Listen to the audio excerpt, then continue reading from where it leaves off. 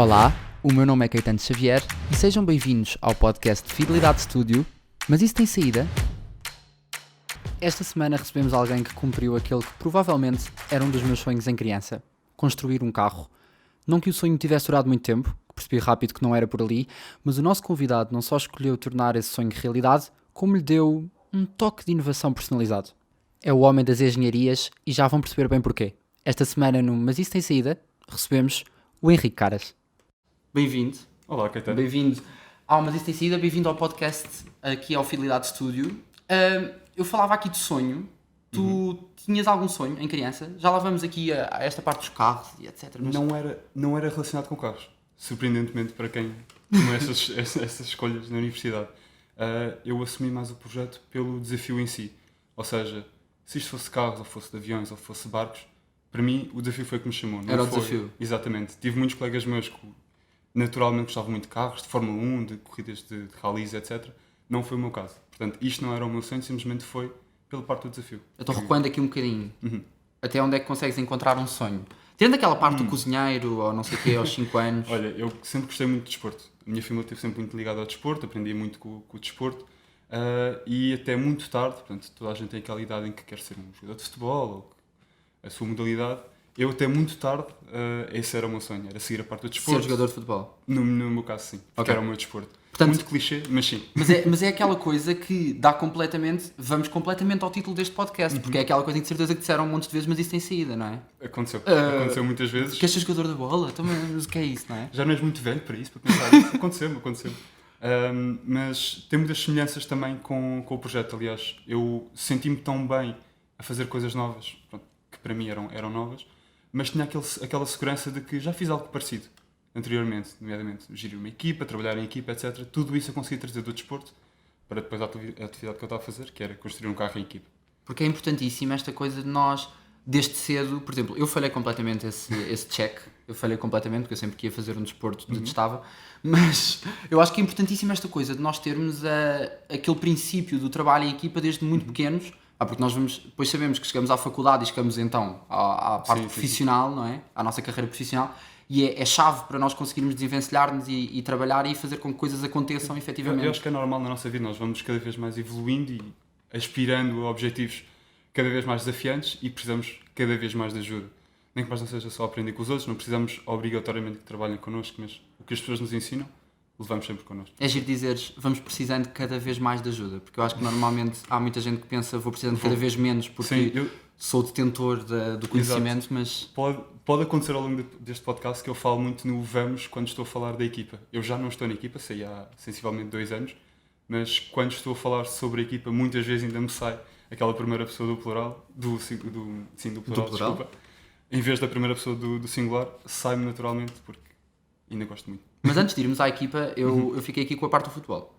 Portanto, tu jogavas futebol, achavas ou querias ser... Quem é que te destruiu o sonho, Henrique? Não, olha, o caso de futebol foi muito simples. Acabei por ter uma lesão, que é um risco grande que toda a gente... Acontece imenso, não é? É um dos maiores e depois desaparece para sempre? Acabou o risco fica lá, só que é uma questão de não conseguires tão facilmente ou não conseguires de todo. Eu fui acumulando algumas lesões e sabia que a partir daí ia ser muito complicado. E, portanto, isto foi até o meu primeiro ano da faculdade. Portanto, isto tem muito a ver com o meu percurso. Tu ainda entraste na faculdade? Sim. Ainda tive o meu primeiro ano. Ronaldo? Sim. No primeiro ano não era de todo um aluno exemplar. Eu ia às aulas todas, mas chegava aos testes, fazia os testes, vinha para casa e o que eu queria era mesmo futebol. Muitas vezes saía mais cedo para tentar conciliar. Depois não consegui continuar mais também por lesão e pela exigência que era de passar ao próximo nível de sénior. Claro, chega uma altura em que é mesmo exigente, era mesmo complicado. Só dá para quem trabalha. Exato. E a minha escolha foi com base em... Eu gosto das duas coisas, porque gosto muito de engenharia e muito do desporto. Eu consigo mais facilmente fazer o desporto por hobby do que a engenharia por hobby. Então vou envergar na parte profissional pela engenharia e o desporto deixei, digamos, para segundo plano. E isso é muito engraçado, porque eu, durante o segundo ano da faculdade, não pratiquei desporto, porque não tive nenhum tipo de atividade em equipa, seja de engenharia ou seja de desporto, e ressenti muito. Portanto, estava mesmo a faltar. E isso foi um dos motivos pelos quais eu, no terceiro ano, disse que eu tenho que ir para alguma coisa de desporto em equipa ou de atividade em equipa. E acabei por ir depois para a equipa de Fórmula Student. Foi o que mostrou que eu tinha essa necessidade. Mas já lá vamos à Fórmula Student. Vamos. Porque Eu primeiro quero perceber várias coisas. Ok. A primeira coisa, tem todo um seguimento, nós vamos pela ordem. A primeira coisa que eu quero perceber é secundário. Portanto, uma pessoa completamente apaixonada por desporto, excluíste a hipótese de fazer qualquer curso profissional em desporto, não é? Portanto, vais para o ensino secundário, julgo eu, para entrar em engenharia no técnico a seguir, para a área de ciências e tecnologias. Sentiste alguma pressão na escolha de ciências e tecnologias? Porque não havia uma tendência, tu não sonhavas ser engenheiro, pelo que percebo, desde o 5º ano a pensar, meu Deus, vou ser engenheiro de materiais. Portanto, há aqui alguma inclinação, porque normalmente a desculpa que se dá, a desculpa com aspas, é que é a área mais abrangente, portanto é por onde acabamos por ir. Sentiste isto? Foi por isso que escolheste? Também, mas acho que esse não foi o motivo principal. Claro que isso também pesou na minha decisão, mas eu tenho 2 pais professores e, portanto, os meus pais sempre me disseram, e são professores na área de educação física, e, portanto, sempre me puxaram um bocadinho para a parte do continuar a estudar, faz o desporto como hobby. Portanto, tive ali um bocadinho uma pressão. Uma mentoria de quem sabe. Exato, mas para não seguir as pisadas dele, portanto, foi engraçado. E a coisa que eu não podia dizer em casa e que nenhuma das minhas irmãs poderia dizer em casa era que queria ser professor. A minha mãe, então ficava... Proibidíssimos. Era. Eu não queria arriscar um castigo, portanto. Depois, eu naturalmente tinha alguma aptidão para a parte das matemáticas, para a parte das ciências exatas, e portanto a escolha foi bastante fácil. Portanto, queria uma área abrangente porque não sabia exatamente o que é que eu queria, ciência e tecnologia. Queria algo relacionado com as minhas aptidões, ciência e tecnologia. Portanto, para mim a escolha do secundário foi algo natural e não foi um big deal, digamos assim. Mas foi mais importante para mim a escolha na parte da universidade. Aí sim. E como é que se decide que se quer ser engenheiro? Isto é outra dúvida que eu tenho.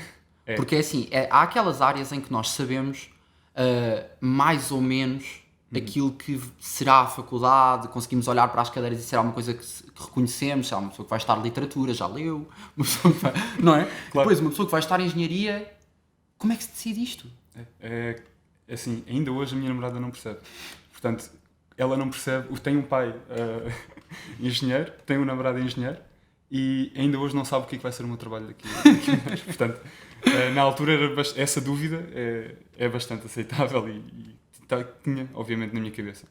Eu gostava da maneira de pensar, da maneira de encarar problemas, e acabei muito por envergar nessa área porque foi isto que me foi apresentado. Ou seja, um engenheiro não faz um trabalho exato. Hoje em dia tu tirias, por exemplo, uma medicina, vais trabalhar para um hospital, ou a maioria das pessoas. Um engenheiro pode trabalhar em tudo, e o que me apaixonou na parte da engenharia foi a maneira de pensar e de resolver problemas. Um problema atrás do outro, e por aí vamos construindo algo grande. E depois perceber também que a engenharia está em tudo o que nos rodeia, desde a engenharia de som, a engenharia de imagem, tudo isso. E então acabei por gostar, porque via que era uma área que tinha imensos desafios, e então vamos lá começar por aí. Mas aí leva-me à outra dúvida sobre a engenharia, que eu sou um bocado leigo, portanto tens de me guiar aqui nisto, que é, há engenharia de tudo, não é que foi o que tu acabaste de dizer? Sim, como é que a pessoa decide, tu foste para a engenharia de materiais primeiro, e já lá vamos ao percurso, mas como é que a pessoa decide, vou para a engenharia de materiais, vou para a engenharia civil, vou para a engenharia mecânica, não é? Como é que se percebe? Até porque o início é bastante comum, não é? Exatamente. Por aquilo que sei, há muitas cadeiras em comum, aliás foi algo que te ajudou depois mas já lá vamos a mudar de curso. Como é que tu decides? É pelos materiais que vou? Ok, os cursos de engenharia normalmente dizem engenharia de qualquer coisa. Primeiro ano, como tu disseste muito bem, e até o segundo, terceiro, os cursos são muito semelhantes, ou seja, tu primeiro aprendes a base da engenharia, e é isso que nos é ensinado, a parte das matemáticas, e depois então aplicamos a uma área concreta. Não quer dizer que depois, por exemplo, um engenheiro de materiais não possa trabalhar na aviação, ou não possa trabalhar na parte do espaço, porque materiais estão em todo o lado. Tal como se fôssemos trabalhar para a parte do engenheiro civil, também podia, a sua aplicação de conhecimentos de hidráulica, por exemplo, podem ser úteis na parte hidráulica de um carro. Portanto, é tudo muito geral. É mais uma sensação de eu gosto de engenharia porque gosto da maneira de pensar, gosto de resolver problemas. Onde é que eu gostava mais de resolver a maioria dos meus problemas? Isto não quer dizer que obrigatoriamente seja empurrado para construir prédios ou construir edifícios para a parte de engenharia civil. É tudo muito... O conhecimento é muito geral e também pode ser específico quando entrarmos no mestrado e doutoramento, até onde nós quisermos. Mas é muito pela área de onde nós gostávamos de trabalhar e não é de todo exclusivo. Ou seja, um engenheiro de materiais não tem que estar a trabalhar só com materiais até ao fim da vida. Conheço muitos amigos meus que fizeram o curso todo e na tese de mestrado tiraram um tema completamente diferente do que tiveram a trabalhar até agora e foram trabalhar para esse ramo da engenharia. Portanto, é geral mas conseguimos resolver problemas de tudo, Agora, se é com o geral, específico que nós quisermos. se é geral mas mutável, Uhum. porquê mudar? Pronto. Eu, sinceramente, na parte de engenharia de materiais, eu não estava a gostar muito de algum tipo de cadeiras. Ou seja, gostar da parte académica de alguma coisa, de física, de química, o que quer que seja, não quer dizer que gostemos de a aplicar. E no meu caso foi muito simples. Eu gostava muito da área da biologia, era uma coisa que me fascina, ainda hoje me fascina, está relacionado com o desporto, etc. Mas não gostava de aplicar, não gostava muito dos laboratórios, não gostava muito do trabalho que era feito. Isso foi algo, e ainda bem que eu tive contacto no primeiro ano, que eu percebi o conhecimento e a parte académica eu gosto muito, mas não é nisto que eu quero trabalhar.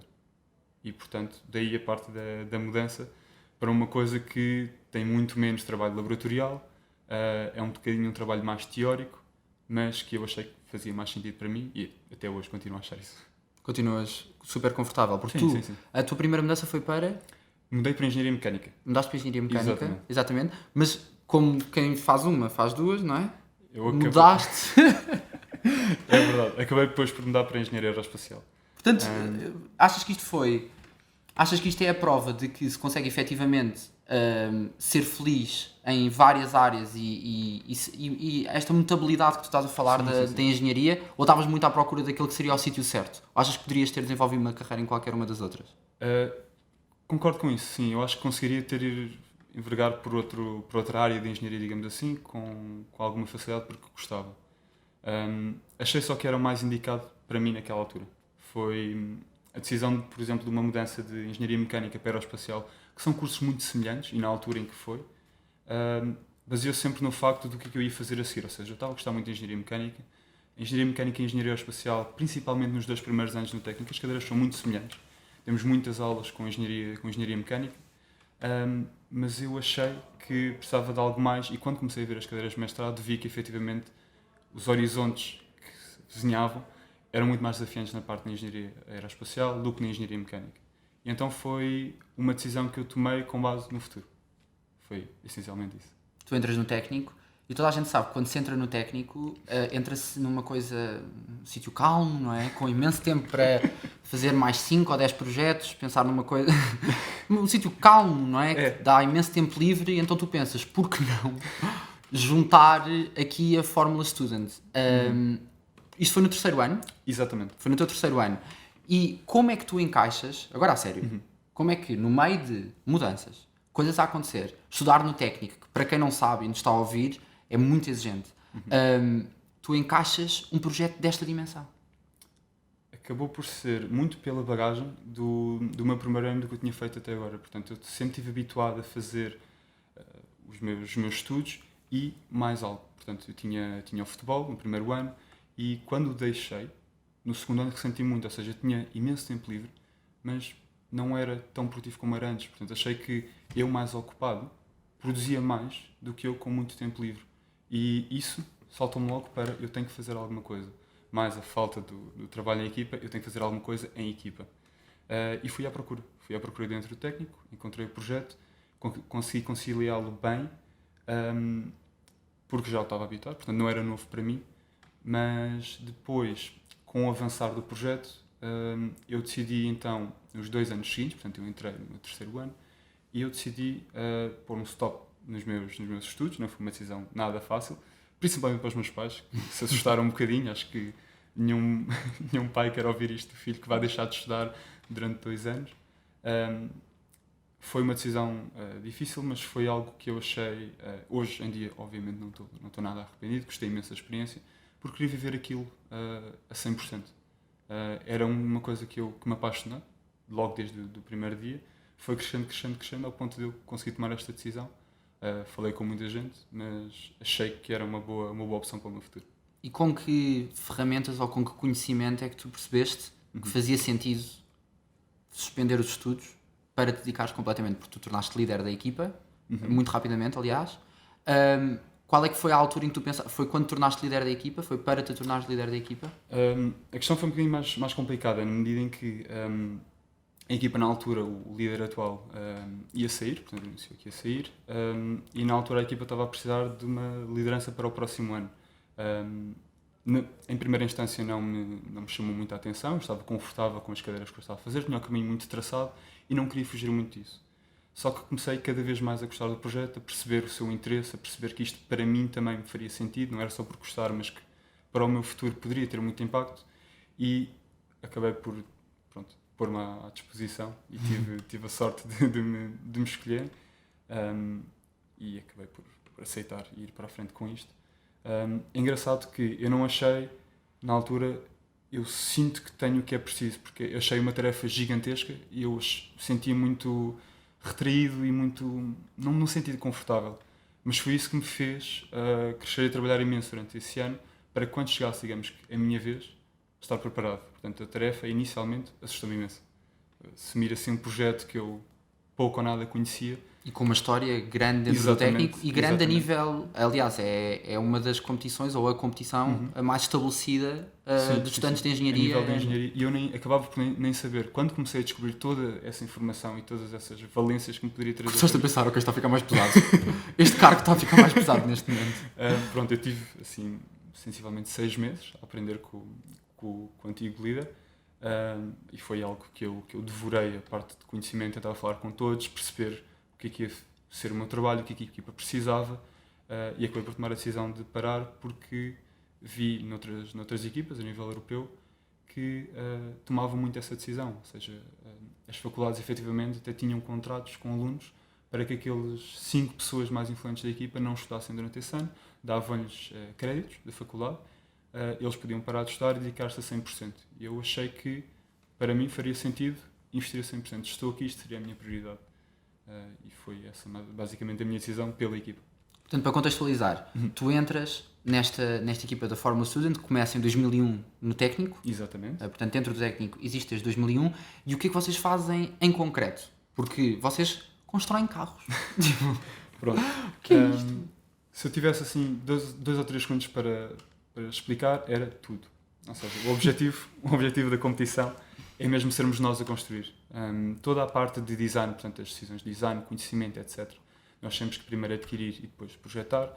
A parte de construção, nós também tentamos fazer o máximo que conseguimos, ou que vale a pena, in-house, digamos assim, o técnico. A parte dos testes, portanto, temos o carro construído, ele está ali bonitinho, mas, ok, temos aqui o pôr a construir porque é um carro de corrida, ou correr porque é um carro de corrida, e depois levá-lo às competições. Tudo isso somos nós que fazemos. Pilotos, quem pilota o carro, são condutores que nós treinamos. Tudo isso é feito, portanto, desde arranjar material, desde decidirmos que tipo de parafuso é que vai ser utilizado ali, desde a forma das peças todas, fibras de carbono, trabalhamos muito com fibras de carbono, algo que eu achava que era quase exclusivo de engenharia de topo.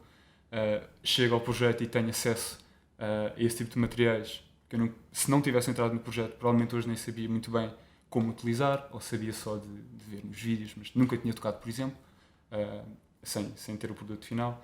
Portanto, tudo isso foi-me apaixonante. Como é óbvio, já olhaste para o vosso carro. Sim, o vosso carro, primeiro, é lindo. O carro é lindo. E depois, eu não sei bem. Imagina, eu que sou um estudante de Economia e de Gestão, não ando para aí a construir carros, não é?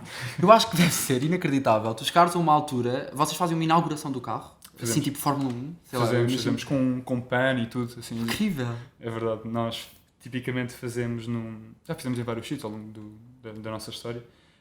Os 2 anos que eu tive como responsável fizemos sempre no Instituto Superior Técnico. E era muito engraçado porque tínhamos o salão nobre do técnico completamente cheio, pessoas em pé para ver o carro. Nós falávamos um bocadinho sobre o que tinha sido o trajeto ao longo do ano até chegarmos àquele produto final.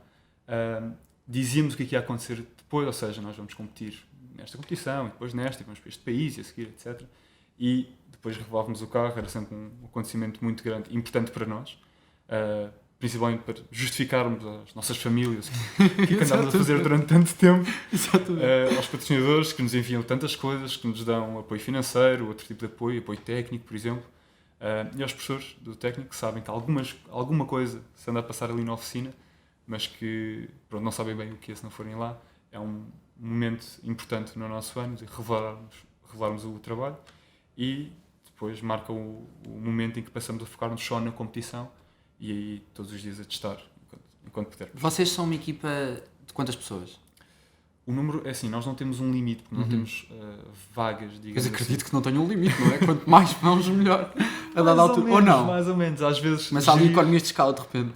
gerir muita gente, às vezes é complicado. E se nós temos que adaptar muito rápido, mover 40 pessoas ou mover 400 é completamente diferente. Nós, para gerir um número elevado de pessoas é complicado. Nós achamos que temos ali um número ótimo com base nos objetivos e na tarefa que achamos que vamos ter nesse ano. Mais ou menos, estamos à volta de 40 pessoas. No primeiro ano eu lembro que nós tivemos 39 e no segundo 42. Vai oscilando um bocadinho à volta desses números. É pessoal de cursos do técnico mais variado, portanto tínhamos 6 cursos representados, salvo erro. Rapazes, raparigas, é uma heterogeneidade muito grande dentro da equipa e isso traz muitas valências. E qualquer pessoa pode entrar. Ou seja, há um processo. Há um processo de recrutamento e de seleção. Qualquer pessoa se pode candidatar ao recrutamento, pelo menos foi essa a política que nós adotámos nos últimos anos. Depois vamos fazendo esse tal recrutamento, vamos ensinando as pessoas e ou eles acham que não conseguem ou nós achamos que se calhar não é a altura certa. Nós acabamos por ter muitos alunos do primeiro ano que naturalmente se deslumbram com o carro, só que acabam por ter muitas dificuldades a fazer este tipo de trabalho. E nós, quando achamos que isso pode acontecer, dizemos, olha, se calhar a melhor altura é voltar no segundo ano. Sim, ou volta ano. mais tarde. E há muitas pessoas que o fazem, portanto, é engraçado porque eu ao longo do período em que fazia recrutamento via pessoas que já tinha visto no ano anterior e que voltavam a tentar. Sim. E que quando entravam para a equipe entravam fortíssimos, eram pessoas que faziam a diferença. E com imensa vontade, não é? Exatamente. Aliás, demonstra muito a vontade de... Exatamente, voltar um ano voltar. após. Exatamente. Agora, dúvida, curiosidade, quem é a Mercedes da Fórmula Student? Complicado. Vai variando, mas nos últimos anos os alemães de Munique têm sido muito fortes. Muito fortes. Seria de esperar. Vai oscilando. Às vezes são os suíços, de Zurique. Delft também é uma equipe muito forte, mas vai oscilando. É que estar a competir com carros alemães, não é? É complicado. De todo o mundo, aliás. De todo o mundo, não é? Vai. Mas de repente pensa em alemães. Aqui a Nova também tem toda uma influência alemã, portanto eu acho que os alemães vêm para dominar um bocadinho. E as competições acontecem a nível mundial. Portanto, hoje em dia, aliás, está estabelecido mesmo um pouco por todo o mundo. Vocês começaram a competir mais na Europa, como é que isto foi articulando? Sim, nós, até agora só competimos na Europa, por questão de proximidade e porque, como somos nós tratamos da logística, sair da Europa acarreta custos mais elevados, portanto nós mantemos por cá. Mas também temos uma vantagem nisso, que são as competições mais, digamos, importantes, mais competitivas também, e é aí que nós queremos estar.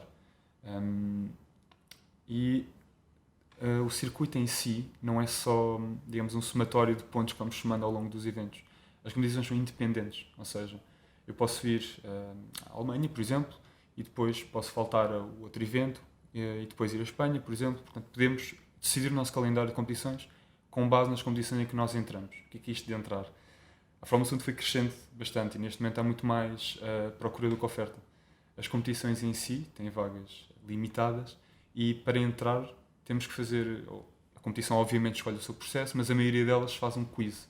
Quiz ao mesmo tempo para todas as equipas e eu não tinha noção disso, mesmo quando estava lá não tinha noção, e quando saio de fora e vejo o que está a acontecer é realmente impressionante, porque nós estamos numa sala, temos 40 ou 50 pessoas fechadas numa sala, toda a gente ligada no seu computador, a pergunta sai e é toda a gente a escrever, toda a gente a partilhar informação para conseguir responder àquela pergunta.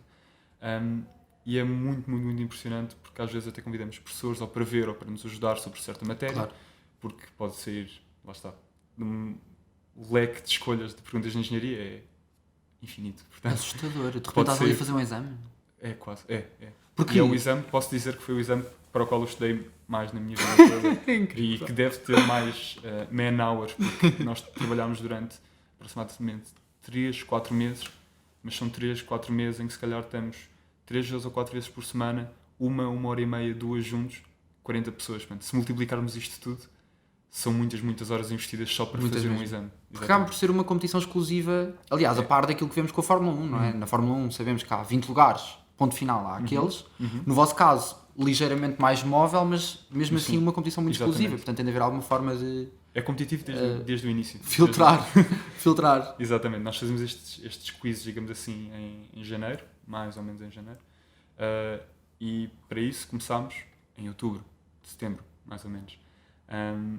E aí é a nossa grande competição. A seguir começamos a competir com o carro. Estamos sempre a competir uns com os outros, sempre a saber o que as outras equipas estão a fazer. E logo nessa altura sabes para que competições é que vais. Exatamente. Ou seja, sabes a que pontos do mundo é que vais. Isso também acaba por ser, de certeza, uma das grandes atrações das viagens, Sim. o ir com o carro. É uma coisa que também te atrai desde o início na Gosto na da competição. parte das viagens. Nós, por exemplo, a nossa equipa optava por uma parte da equipa ir de avião, outra parte ir de carrinha. Portanto, tínhamos que fisicamente levar o carro, a oficina, etc. Portanto, algumas pessoas tinham que ir de carrinha. Eu sempre gostei muito da parte de ir de carrinha e todas as pessoas, eu às vezes com os meus colegas, e estamos sempre a relembrar esses períodos das histórias em que íamos na carrinha, as coisas que fazíamos, a viagem de 3 dias até a Alemanha, sempre a conduzir, por exemplo. Lindo. São coisas que hoje em dia, falo com os meus colegas, eles relembram aquilo com muita saudade. Tu fizeste Erasmus? Eu devia estar em Erasmus agora. Devia estar agora. Devia estar agora. Nós estamos numa altura ligeiramente complicada, não é? É complicado.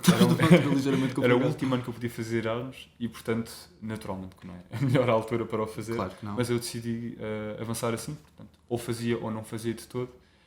E cheguei a estar um mês agora na Alemanha. Voltei. Chegaste a estar na Alemanha? Cheguei a estar na Alemanha, portanto, fui a meio de outubro e regressei também a meio de novembro, tipo algumzinho. Continuo a fazer tudo lá, portanto, as minhas aulas, os meus exames vão ser na Alemanha, faço-os virtuais, digamos assim. Mas, pronto, a minha experiência de Erasmus foi bastante curta. Foi bastante curto. Olha, eu ia-te falar, já que estamos aqui Fidelidade, Estúdio Fidelidade, ia-te falar de uma das coisas que me deu mais jeito durante o meu Erasmus em termos de seguro, que foi o Fidelidade Go. Okay. Até porque, e por acaso é engraçado dizeres que estiveste lá só um mês, porque uma das coisas mais engraçadas que eu me lembro, mais engraçadas, aqui entre aspas, que eu me lembro do Fidelidade Go é que tu podes escolher desde quando até quando é que o seguro funciona. Portanto, consegues escolher exatamente o dia em que vais e o dia em que voltas. Portanto, podias estar segurado nesse único mês e estar contente com a segurança então do seguro durante esse único mês. Mas realmente é um seguro inacreditável e lembrei-me pelo facto de, sei lá, nós estamos fora. Por exemplo, em competições, não será o Fidelidade Go, julgo, terão de ir à Fidelidade, mas em competições também deve haver um grande... Vocês vão com milhões de materiais e coisas caríssimas e, portanto, a segurança e haver seguro deve ser importantíssimo. Estava a pensar em Erasmus, em Fórmula Student, nem sequer... Sim. Vocês têm de pensar imenso nisso, não é? Em toda a parte. Todas as pessoas que vão... Pronto, como nós só competimos na Europa, todas as pessoas... Era mesmo requerida a competição que nós enviássemos a nossa documentação dos seguros, portanto, tínhamos de ter todos o cartão europeu de saúde. Claro. Extra isso, a própria faculdade, portanto, o técnico, tinha seguros de deslocação, portanto, até chegarmos à competição. Portanto, temos 3 dias de viagem na estrada, pronto, podia acontecer algum acidente, algum imprevisto. O técnico assegura essa parte. E o próprio carro tem um seguro? O próprio carro não tem um seguro. Portanto, nós temos de ter muito cuidado com tudo o que nós fazemos com o carro e é uma estima muito grande que temos, porque sabemos que se partirmos, por exemplo, uma asa do carro ao nariz, sabemos quanto aquilo nos vai custar no pelo. Portanto, nós temos de ter muito cuidado com o material, principalmente com o carro. E em termos de piloto, vocês têm um piloto dentro do carro? Não têm, pois não? Nós temos um piloto, portanto, para as provas que nós temos vários pilotos. Certo. Mas uma coisa muito interessante que nós começámos a preparar e que a equipa atual está a trabalhar arduamente nisso, é começar uma categoria driverless, ou seja, sem piloto. Já existe, desde 2017 que existem competições para esse tipo de carros autónomos. O técnico está agora a desenvolver, esperemos que em breve esteja apresentado.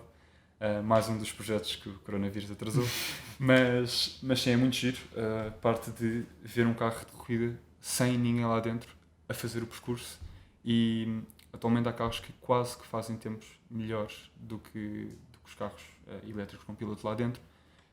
Não tem um Hamilton lá. Não temos o Hamilton lá, mas o Hamilton também traz alguns quilos extra e isso no nosso carro pode fazer diferença. Portanto, para a parte de eventos que é só ir em linha reta, porque esses também existem, os carros autónomos estão a conseguir tempos muito, muito, muito bons. E tu já eras fã de Fórmula 1? Eu assisti a Fórmula 1, não posso dizer que era um fã assíduo, eu não via todos os fins de semana como vejo agora religiosamente, mas passaste claramente, foi algo passou a febre. Foi algo que cresceu enquanto eu estava na equipa. Gostava, mas não era um fã assíduo como sou hoje de todo. Agora, nós estamos a chegar ao final, estou agora a perceber aqui, estamos a chegar ao final. Uma das coisas que eu acho interessantíssimo o percurso, e acho que... E tu falaste muito da parte também de vocês conseguirem os patrocínios, de vocês serem uma equipa completamente autónoma naquilo que é a construção, os patrocínios, o próprio conseguir entrar nas competições. Exato. O que é que tu achas disto tudo, todas estas ferramentas, que mais vai ficar para o teu futuro? Portanto, já não estás na equipa, estás a terminar o mestrado, certo? Exato. O que é que tu achas que fica? O que é que tu achas que daqui para a frente... Claro que milhentas coisas, de certeza. Exato. É difícil resumir tudo isso, mas essencialmente é a experiência, ou seja, já ter tido uma experiência semi-profissional, já ter tido muitos problemas, já ter tido a relação entre as pessoas, foi dos desafios mais difíceis que eu tive que gerir e que me deparei, e acho que isso me prepara bastante bem para o futuro. Também perceber um bocadinho o que é engenharia em Portugal. Eu sou suspeito, eu não, no início quero desafios no estrangeiro, a nível da engenharia, depois gostaria imenso de voltar. Mas tinha uma ideia completamente diferente da engenharia portuguesa, que tenho agora. Antes pensava que trabalho desenvolvido a sério era feito lá fora, e estava completamente enganado. Trabalho de muita qualidade cá em Portugal, e essa noção, esses contactos que eu levo para o futuro, acho que são uma boa ferramenta para o mercado de trabalho. Fora depois, esta experiência incrível e a relação que eu tive com as pessoas, com os amigos que levo não só na equipa, mas também contactos que fiz no estrangeiro, pessoas de outras equipas nas competições que acabo por falar e vou sempre sabendo o que eles estão a fazer. A parte da noção é muito boa do trabalho de engenharia. E a noção do ser possível, não é? Daquilo sim, que sim, consegues fazer, daquilo que consegues trabalhar em equipa e daquilo que consegues fazer acontecer. Eu acho que é uma mensagem que fica. Por isso, obrigado. Em nome do Fidelidade Studio. Obrigado pela conversa.